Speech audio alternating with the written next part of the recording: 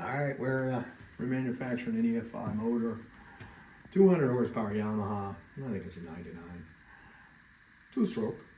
I wanted to talk about why it's a good idea to do a thorough job on remanufacturing the motor or rebuilding the motor.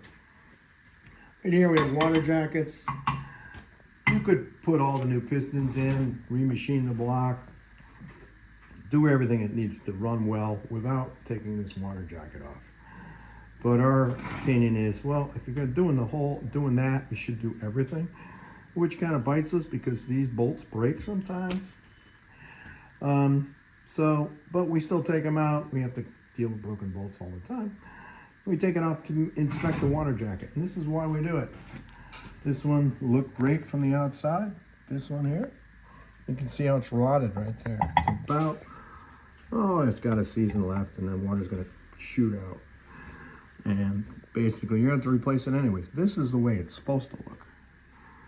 So this is what we're gonna replace this with this. So this is scrap.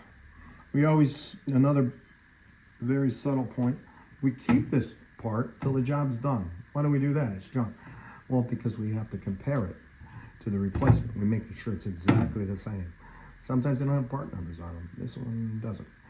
So when you're done, you throw it away. We've learned this from our own experience. We've also learned it because we sell parts and people come to us all the time and go, I threw something away, I need it. And so can you find this little part for us? And we do, but we're not happy about it. All right.